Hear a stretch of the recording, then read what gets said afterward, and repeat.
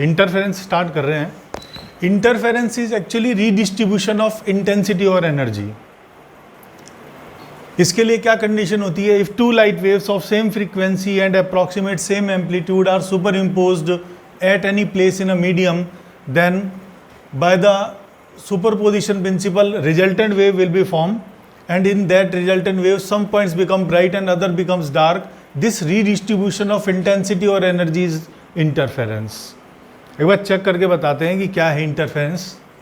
देखिए, अगर आपके पास दो लाइट वेव्स हैं जिनकी फ्रीक्वेंसी सेम है और उनका एम्पलीट्यूड जो है, एम्पलीट्यूड या तो सेम हो या अप्रॉक्सीमेट सेम हो, या तो सेम हो या अप्रॉक्सीमेट सेम एम्पलीट्यूड हो। अगर वो दो वेव्स आपस में किसी जगह पे सुपर इम्पोज करती है, मिलती हैं, तो दो वेव्स के मिलने से रिजल्टेंट वेव बनती है और उस रिजल्टेंट वेव में कुछ पॉइंट्स ब्राइट दिखाई देते हैं, कुछ डार्क दिखाई देते हैं। इस इंटेंसिटी और एनर्जी के रीडिस्ट्रीब्यूशन को इंटरफेरेंस कहते हैं। ये सबसे पहले यंग ने किया था एक्सपेरिमेंट। इंटरफेरेंस में दो लाइट वेव्स होती हैं, क्यों सेम फ्रीक्वेंसी लेते हैं इसका भी आंसर हम सॉर्ट आउट करेंगे अभी। क्यों एम्पलीट्यूड या सेम एम्पलीट्यूड लेते हैं इसका भी आंसर हम सॉर्ट आउट करेंगे। एक बार थोड़ा सा समझने की कोशिश करते हैं कि यंग ने क्या किया था। यंग ने एक मोनोक्रोमेटिक लाइट सोर्स लिया। मोनोक्रोमेटिक, मोनो का मतलब वन, क्रोमेटिक मतलब कलर। एक ही कलर का लाइट सोर्स है, जैसे कोई रेड कलर का ले लिया या येलो कलर का ले लिया, एक ही कलर का लाइट सोर्स जिसमें एक ही वेवलेंथ निकल रही है, ऐसा एक लाइट सोर्स लिया। लाइक रेडियम लाइट सोर्स हो सकता है, या ऐसा कोई लाइट सोर्स जिसमें एक ही कलर हो, ऐसा कोई मोनोक्रोमेटिक लाइट सोर्स लिया। उसके सामने एक कार्डबोर्ड रखा, कुछ डिस्टेंस पे कार्डबोर्ड रखा। उस कार्डबोर्ड के अंदर उसने लीनियर होल किया, चाकू से जैसे होल करते हैं ना हम, उस तरह का, उसे स्लिट कहते हैं, लीनियर होल। तो यहाँ पर लीनियर होल किया है, इस कार्डबोर्ड के अंदर एक लीनियर होल किया है, इसको सिंगल स्लिट कहते हैं। इसके सामने एक और कार्डबोर्ड रखा कुछ डिस्टेंस पर, उसमें दो स्लिट्स बनाई हैं, दो होल्स किए हैं। इससे इक्वल डिस्टेंस पे एक होल यहाँ और इससे इक्वल डिस्टेंस पे एक होल यहाँ, तो दो होल यहाँ पर किए हैं। और यहाँ काफ़ी डिस्टेंस पे, 2 से 3 मीटर डिस्टेंस पे एक स्क्रीन रखी है, जहाँ पर हम इंटरफेरेंस पैटर्न चेक करेंगे किस तरह का बनता है। अब देखिए, ये मोनोक्रोमेटिक लाइट सोर्स है, पॉइंट लाइट सोर्स है, और हमें पता है पॉइंट लाइट सोर्स से स्फेरिकल वेव फ्रंट्स प्रोड्यूस होते हैं। तो स्फेरिकल वेव फ्रंट्स यहाँ से प्रोड्यूस होंगे और इस सिंगल स्लिट पे पहुँचेंगे। वो हमने मान लिए क्रस्ट और ट्रफ की फॉर्म में चल रहे हैं आगे। अगर आपकी वेव इस तरह की है, ये एक आपकी वेव है, तो इस पॉइंट को हम क्रस्ट कहते हैं क्योंकि इसका फेस मैक्सिमम 90 डिग्री है, और इस पॉइंट को हम क्रस्ट कहते हैं, ट्रफ कहते हैं क्योंकि इसका फेस 270 डिग्री है, मिनिमम है। तो ये पॉइंट्स जिनका फेस 90 डिग्री होता है उन्हें क्रस्ट कहते हैं, और जिनका फेस 270 डिग्री होता है उसे ट्रफ कहते हैं। तो ये क्रस्ट और ये ट्रफ, ये प्रोड्यूस हुए हैं, देन क्रस्ट देन ट्रफ, ये प्रोड्यूस हुआ। अब क्रस्ट या ट्रफ दोनों यहाँ पर पहुँच रहे हैं, वेव फ्रंट की फॉर्म में दोनों इस सिंगल स्लिट पे पहुँचे हैं। यहाँ पर, यहाँ ये सिंगल स्लिट है, इस पर क्रस्ट या ट्रफ कोई भी पहुंचा। हमें पता है ये जो वेव फ्रंट है इसका हर पॉइंट एक न्यू लाइट सोर्स है। तो यहाँ इस वेव फ्रंट के डिवीज़न से एक लीनियर लाइट सोर्स मिला, ये पूरा एक लाइट सोर्स बन गया, लीनियर लाइट सोर्स। और लीनियर लाइट सोर्स से सिलेंड्रिकल वेव फ्रंट्स प्रोड्यूस होते हैं। वो सिलेंड्रिकल वेव फ्रंट्स को अगर हम टॉप से देखें, जैसे सिलेंडर है, कोई भी सिलेंड्रिकल शेप है, ये सिलेंडर है, इस तरह का सिलेंडर है मान लीजिए, इसको मैं टॉप से देखूंगा तो सर्किल दिखाई देगा, और इसका आधा हिस्सा देखूंगा तो ये सेमी सर्कल दिखाई देगा। तो सिलेंड्रिकल वेव फ्रंट्स को हम टॉप से देख रहे हैं, टॉप का मतलब ऊपर से देख रहे हैं, तो ये हमें कैसा दिखाई दे रहा है, ऐसे देखने पर ये हमें सेमी सर्कल की फॉर्म में दिखाई दे रहा है। तो ये सिलेंड्रिकल वेव फ्रंट्स प्रोड्यूस हुए इस सिंगल स्लिट से क्रस्ट और ट्रफ की फॉर्म में। ये क्रस्ट और ट्रफ की फॉर्म में आगे, ये क्रस्ट और ट्रफ की फॉर्म में आगे प्रोग्रेस हुआ। ये यहाँ पर ट्रफ पहुँचा, फिर ये क्रस्ट पहुँचा, यहाँ पे भी क्रस्ट पहुँचा। तो एक ही वेव फ्रंट के डिवीजन से दो हमारे पास अलग अलग लाइट सोर्स पहुंचे। हाइगन कहता है ये दोनों अलग अलग सेपरेट लीनियर लाइट सोर्स बने हैं, इन्हें टू सिंगल लाइट सोर्सेस कह सकते हैं। ये दोनों अलग अलग इंडिविजुअल लीनियर लाइट सोर्सेज हैं। इनसे अगेन सिलेंड्रिकल वेव फ्रंट्स बनेंगे, जिन्हें टॉप से देखने पर वो सेमी सर्कल की फॉर्म में दिखाई देंगे। ये मैंने क्रस्ट बनाया, ये मैंने ट्रफ बनाया, सेम डिस्टेंस पे आप बनाते जाइए। ये क्रस्ट बनाया, इधर क्रस्ट सॉरी ये क्रस्ट के बाद ट्रफ था, तो मैं इसे ट्रफ कर देता हूँ। फिर ये वापस क्रस्ट बना, फिर ये ट्रफ बना, फिर ये ट्रफ बना, फिर ये क्रस्ट बना, फिर ये क्रस्ट बना। इस तरह से क्रस्ट और ट्रफ आगे प्रोग्रेस होते हैं। अब देखिए क्रस्ट का मतलब क्या है। क्रस्ट का मतलब है ये वाली वेव कह रही है उस पार्टिकल को 90 डिग्री फेस पे चल। क्रस्ट का मतलब एक वेव कह रही है इस पॉइंट पे जहां क्रस्ट मिला, जैसे यहाँ ये क्रस्ट है, ये क्रस्ट है। क्रस्ट का मतलब इन सारे पॉइंट्स को ये वेव 90 डिग्री फेस पे लेके जा रही है। और ट्रफ का मतलब ये वेव 270 डिग्री फेस पे लेके जा रही है। तो ये देखिए पॉइंट, यहाँ पर इस पहली वाली वेव का ट्रफ मिला और सेकंड वाली वेव का भी ट्रफ मिला। ये दोनों के ट्रफ कोइंसाइड कर रहे हैं। इसका मतलब पहले वाली वेव कह रही है 270 डिग्री फेस पे चल, सेकंड वेव भी कह रही है 270 डिग्री फेस पे चल। तो दोनों एक ही डायरेक्शन में चलने के लिए कह रही हैं। तो ये पॉइंट का जो डिस्प्लेसमेंट होगा वो बहुत ज़्यादा होगा। एक ही डायरेक्शन में दोनों का डिस्प्लेसमेंट है, तो इनका नेट डिस्प्लेसमेंट एडअप हो जाएगा और टोटल डिस्प्लेसमेंट होगा दोनों के डिस्प्लेसमेंट का एडिशन। तो ये पॉइंट का एम्पलीट्यूड काफ़ी ज़्यादा हो जाएगा। और एम्पलीट्यूड को हम ए से डिनोट करते हैं, और एम्पलीट्यूड के स्क्वायर को इंटेंसिटी कहते हैं। Intensity is proportional to amplitude का स्क्वायर। लाइट की इंटेंसिटी को हम उसकी ब्राइटनेस कहते हैं। मतलब ये पॉइंट ब्राइट बनेगा, ब्राइट। क्यों? यहाँ पर एम्पलीट्यूड ज़्यादा हो गया, दोनों के एम्पलीट्यूड्स एडअप हो गए, सेम डायरेक्शन में चल रहे हैं, दोनों के ट्रफ कोइंसाइड कर रहे हैं। तो यहाँ पर दोनों के ट्रफ कोइंसाइड कर रहे हैं, तो ये पॉइंट का एम्पलीट्यूड, रिजल्टेंट एम्पलीट्यूड बहुत ज़्यादा होगा। इसका मतलब नेट एम्पलीट्यूड बहुत ज़्यादा होगा तो नेट इंटेंसिटी मतलब बहुत ज़्यादा होगी। इंटेंसिटी ज़्यादा का मतलब ये पॉइंट ब्राइट बनेगा। ये पॉइंट जैसे इसके आगे है, देखिए पहले का क्रस्ट और दूसरे का क्रस्ट कोइंसाइड कर रहे हैं। क्रस्ट का मतलब एक वेव कह रही है तो 90 डिग्री फेस पे चल, सेकंड वेव भी कह रही है 90 डिग्री फेस पे चल इस पॉइंट को। तो दोनों सेम डायरेक्शन में चलने को कह रही हैं। तो एक वेव की वजह से वो जितना चलेगा दूसरे वेव की वजह से भी चलेगा, तो नेट एम्पलीट्यूड इसका काफ़ी ज़्यादा हो जाएगा। इसका मतलब ये पॉइंट फिर हमें ब्राइट दिखाई देगा। इसके जस्ट आगे ये देखिए, एक का ट्रफ कोइंसाइड कर रहा है, दूसरे का भी ट्रफ कोइंसाइड कर रहा है। एक वेव कह रही है 270 डिग्री पे, दूसरी वेव भी कह रही है 270 डिग्री पे, तो दोनों सेम डायरेक्शन में चलने के लिए कह रही है। इसका मतलब इसका नेट एम्पलीट्यूड फिर अगेन ज़्यादा हो गया। सिमिलरली यहाँ पर देखेंगे तो क्रस्ट और क्रस्ट कोइंसाइड कर रहे हैं, तो सेम डायरेक्शन में होने के कारण इसका एम्पलीट्यूड भी ज़्यादा हो गया। तो जिन पर क्रस्ट या क्रस्ट और ट्रफ या ट्रफ, एक वेव का क्रस्ट दूसरे वेव के क्रस्ट के साथ कोइंसाइड करता है, वो पॉइंट ब्राइट बनता है। सिमिलरली एक का ट्रफ दूसरे के ट्रफ से कोइंसाइड करता है तो वो पॉइंट ब्राइट बनता है। तो ये जो लीडिंग लाइन है, ये लीडिंग लाइन, अगर मैं इसको लीड करूं, इस लाइन को आगे बढ़ाऊं, तो ये यहाँ पर ब्राइट बनाएगा। मतलब इसको अगर आप यहाँ से देखें, इस पॉइंट से देखें, तो ये सारे पॉइंट्स आपको ब्राइट दिखाई देंगे। तो इसी पॉइंट को अगर हम लीड करेंगे तो ये पॉइंट ब्राइट की लाइन हो गई। तो यहाँ पर सेंट्रल ब्राइट फॉर्म हो जाएगा। अब इधर आएंगे, ये इस पॉइंट पे देखेंगे तो पहली वेव का तो ट्रफ और सेकंड वेव का क्रस्ट कोइंसाइड कर रहे हैं। पहली वेव कह रही है पॉइंट को नीचे चल, दूसरी वेव कह रही है ऊपर चल, और दोनों अपोजिट फेज में ले जाने को कह रही हैं। तो एक वेव की वजह से नीचे जाना चाह रहा है, दूसरे वेव की वजह से ऊपर जाना चाह रहा है। इसका मतलब ये पॉइंट मूव ही नहीं करेगा, इसका डिस्प्लेसमेंट जीरो होगा, क्योंकि दोनों अपोजिट फेज में मिल रहे हैं। 270 डिग्री और 80 डिग्री के बीच में फेज डिफरेंस होगा 270 minus 90, that is 180 degree. 180 degree मतलब अपोजिट फेज। एक की वजह से ऊपर जाना चाह रहा है पॉइंट, दूसरे वजह से नीचे जाना चाह रहा है, तो ये जो पॉइंट होगा इसका डिस्प्लेसमेंट जीरो होगा। इसके आगे यहाँ देखिए, ये क्रस्ट और ट्रफ, एक वेव का क्रस्ट दूसरे वेव के ट्रफ से कोइंसाइड कर रहा है, तो ये पॉइंट भी डार्क दिखाई देगा, यहाँ पे कुछ भी दिखाई नहीं देगा, ये पॉइंट की इंटेंसिटी 0 होगी।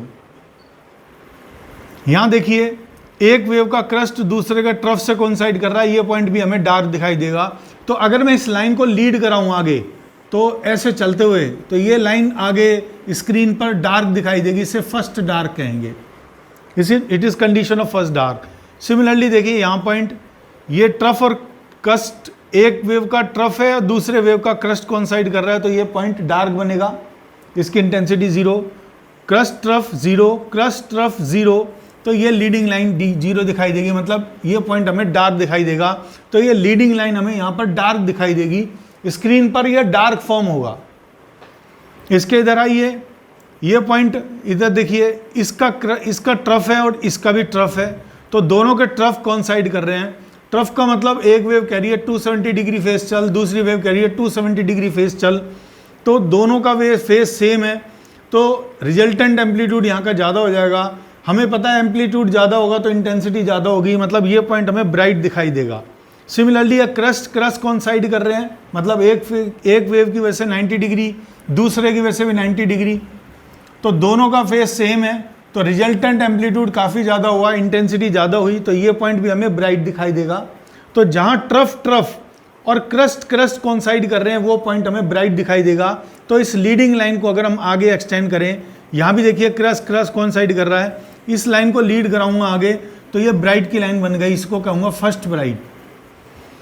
सिमिलरली इधर देखिए क्रस्ट ट्रफ क्रस्ट, तो ये लीडिंग लाइन हमें ब्राइट दिखाई देगी, यहाँ फर्स्ट ब्राइट कहेंगे। अब यहाँ पे आते हैं, ये देखिए ये ट्रफ है, ये ट्रफ की लाइन है और ये क्रस्ट की लाइन है, क्रस्ट और ट्रफ कोइंसाइड कर रहे हैं, क्रस्ट और ट्रफ कोइंसाइड कर रहे हैं, तो ये लीडिंग लाइन हमें डार्क दिखाई देगी, इसे सेकंड डार्क कहेंगे। इसी तरह से अपर डायरेक्शन में अगर मैं चेक करूं,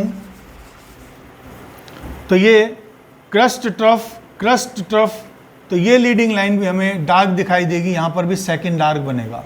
तो सेंट्रल ब्राइट के बाद डार्क, फिर ब्राइट, फिर डार्क, तो ब्राइट और डार्क इस तरह की हमें फ्रिंजेस, मतलब पट्टी टाइप दिखाई देती हैं, स्ट्रिप्स दिखाई देती हैं। यहाँ पर ब्राइट बना, बहुत ज़्यादा चमकीला हुआ ये पॉइंट, यहाँ डार्क बना मतलब 0 इंटेंसिटी दिखी, यहाँ ब्राइट बना, तो जो इंटेंसिटी थी, यहाँ से जो इंटेंसिटी चली है वो कहीं पर तो सेम फेज में होने की वजह से ब्राइट बनाती है और कहीं पर अपोजिट फेज में होने की वजह से डार्क बनाती है। तो इसी एनर्जी का क्या हुआ है, रीडिस्ट्रीब्यूशन, कहीं ब्राइट कहीं डार्क, कहीं ब्राइट कहीं डार्क, रीडिस्ट्रीब्यूशन ऑफ एनर्जी और intensity is known as interference. इसी पैटर्न को हम इंटरफेरेंस कहते हैं। तो डेफिनेशन हो गई, if two light waves of same frequency and same amplitude or approximate same amplitude are superimposed at any place in a medium, then some points of the medium becomes bright and other becomes dark. This redistribution of intensity or energy is known as interference. So this experiment was performed by Young and this is known as interference pattern on the screen. देखिए, now we are thinking कि ये जो दो light waves हैं उनकी frequency same क्यों होनी चाहिए। इंटरफेरेंस कब होता है, जब सेम फ्रीक्वेंसी हो, तो सेम क्यों होनी चाहिए, इस बात को हम एक बार टैली अप कर रहे हैं। इधर देखिए, मैंने एक एग्जांपल लिया है, उसमें दो लाइट वेव्स हैं। वैसे लाइट वेव्स की फ्रीक्वेंसी बहुत ज़्यादा होती है, बहुत ज़्यादा, लेकिन हम अंडरस्टैंडिंग के लिए एक की फ्रीक्वेंसी ले रहे हैं 1 हर्ट्ज़, एक की फ्रीक्वेंसी ले रहे हैं 2 हर्ट्ज़। दो वेव्स हैं, फर्स्ट की फ्रीक्वेंसी 1 हर्ट्ज़ है, सेकंड की फ्रीक्वेंसी 2 हर्ट्ज़ है। अब देखिए t=0 पर जब वो साथ साथ पहुंची, एक साथ पहुंची, तो दोनों एक साथ चलेंगी। फर्स्ट वेव की वजह से ये ऊपर जाना चाहेगा पार्टिकल, सेकंड वेव की वजह से भी ऊपर जाना चाहेगा, तो दोनों सेम फेज में होंगी, तो रिजल्टेंट इसका काफ़ी ज़्यादा होगा, मतलब जो रिजल्टेंट वेव बनेगी उसका एम्पलीट्यूड काफ़ी ज़्यादा होगा। एम्पलीट्यूड के स्क्वायर को डायरेक्टली प्रोपोर्शनल बोलते हैं इंटेंसिटी के, मतलब ये पॉइंट हमें ब्राइट दिखाई देगा। t=0 पर जब वेव साथ साथ निकलेंगी तो वो पॉइंट हमें कैसा दिखाई देगा, ब्राइट दिखाई देगा। आधे सेकंड पे देखते हैं क्या होगा। आधे सेकंड में ये आधा ऑसिलेशन करेगी। आधा ऑसिलेशन मतलब फर्स्ट वेव आधा ऑसिलेशन करके नीचे जाना चाह रही होगी, क्योंकि स्टेप होता है 0 1 2 3 4, तो आधा ऑसिलेशन के बाद नीचे जाएगी। और सेकंड वेव 1 सेकंड में 2 ऑसिलेशन कर रही है, 1 सेकंड में 2, तो आधे सेकंड में एक, तो आधे सेकंड में एक ऑसिलेशन सेकंड वेव की वजह से कंप्लीट हो गया, मतलब ये एक ऑसिलेशन हो गया। 0 1 2 3 4 एक ऑसिलेशन हो गया, और अब नेचर के अनुसार ये ऊपर जाएगी।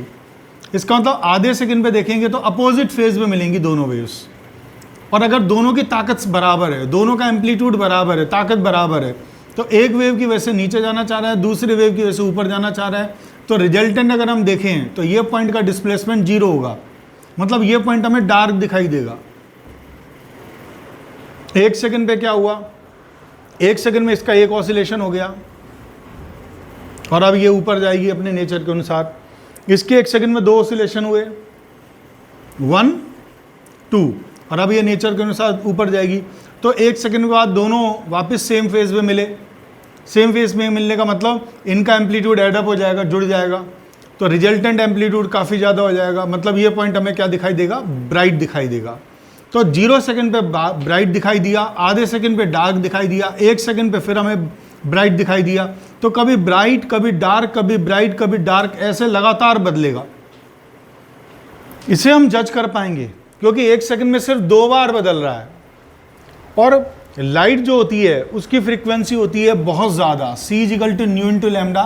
c की वैल्यू होती है 3 × 10⁸, लैम्डा को मैं अप्रॉक्सीमेट ले लेता हूँ 5000 एंगस्ट्रॉम, एंगस्ट्रॉम को तो 10⁻⁻10,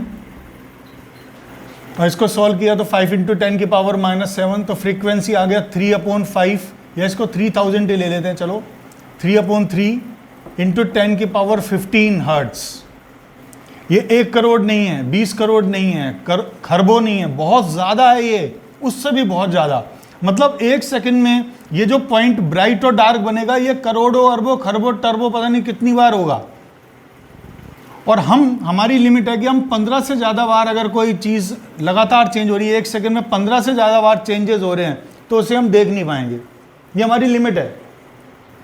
तो हम कह सकते हैं 10⁻15 टाइम्स हो रहा है, मतलब चेंजेस 10⁻15 टाइम, मतलब 1 के आगे 15 0 बार ब्राइट और डार्क बन रहा है 1 सेकंड में।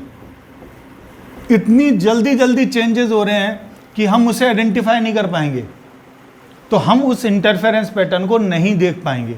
इंटरफेरेंस तो हो रहा है, क्योंकि ब्राइट और डार्क बनने को इंटरफेरेंस कहते हैं, तो इंटरफेरेंस तो हो रहा है, लेकिन हम नहीं देख पाएंगे, क्योंकि ये जो इंटरफेरेंस होगा जिसमें फ्रीक्वेंसी अलग अलग होगी, वो इंटरफेरेंस परमानेंट नहीं होगा, सस्टेन नहीं होगा। सस्टेन का मतलब परमानेंट नहीं होगा, ऐसा नहीं है जो डार्क है वो डार्क है। ब्राइट और डार्क जल्दी चेंजेस होंगे और हम उसे देख नहीं पाएंगे। हम किसे देख सकते हैं, हम केवल परमानेंट और सस्टेन इंटरफेरेंस को देख सकते हैं। जो ऐसा इंटरफेरेंस है जो बदल रहा है, उसे हम नहीं देख सकते। तो इंटरफेरेंस तो हर कंडीशन में होता है, चाहे फ्रीक्वेंसी सेम हो चाहे नहीं हो, लेकिन हम उस इंटरफेरेंस को देख सकते हैं जिसकी फ्रीक्वेंसी सेम है, क्योंकि उसे सस्टेन या परमानेंट इंटरफेरेंस कहते हैं। तो परमानेंट इंटरफेरेंस की शर्त हो गई कि सेम फ्रीक्वेंसी होनी चाहिए। Now we are discussing why amplitude is same और अप्रॉक्सीमेट सेम। फ्रीक्वेंसी समझ में आ गई कि अगर सेम फ्रीक्वेंसी होगी तो परमानेंट इंटरफेरेंस होगा, और अगर सेम नहीं होगी तो वो परमानेंट नहीं होगा, उसे हम देख नहीं पाएंगे। इंटरफेरेंस तो हो रहा है लेकिन उसे हम नहीं देख पाएंगे। Now we are discussing why amplitude would be same. अगर सेम नहीं है एम्पलीट्यूड, मतलब पहली वेव का एम्पलीट्यूड 5 है और सेकंड वेव का मान लो 1 है, इनकी ताकत, इनकी स्ट्रेंथ, एम्पलीट्यूड पहली वेव की वजह से 0.5 सेंटीमीटर ऊपर जाना चाहता है, सेकंड वेव की वजह से सिर्फ 1 जाना चाहता है। सेकंड वेव की पावर कम है, वो छोटे इंटेंसिटी से आ रही है, उसकी इंटेंसिटी कम है, उसकी ताकत कम है। तो रिजल्टेंट अगर ये दोनों सेम फेज पे हुए, दोनों एक ही डायरेक्शन में हुए, तो दोनों के एम्पलीट्यूड्स एडअप हो जाएंगे। 5 + 1 6, यह आएगा रिजल्टेंट एम्पलीट्यूड A1 + A2। तो इंटेंसिटी कितनी आएगी, इंटेंसिटी होती है एम्पलीट्यूड का स्क्वायर, मतलब 6 का स्क्वायर 36। अगर ये अपोजिट फेज में मिले, कहीं किसी पॉइंट पर अपोजिट फेज में मिले, तो पहली वेव की वजह से ऊपर जाना चाहेगा 5 सेंटीमीटर, सेकेंड वेव की वजह से 1 सेंटीमीटर नीचे आना चाहेगा। इस वेव की ताकत ज़्यादा है, तो रिजल्टेंट बनेगा 5 - 1 दैट इज़ 4। रिजल्टेंट बनेगा 4, और 4 का स्क्वायर होता है 16, तो इंटेंसिटी हो गई 16।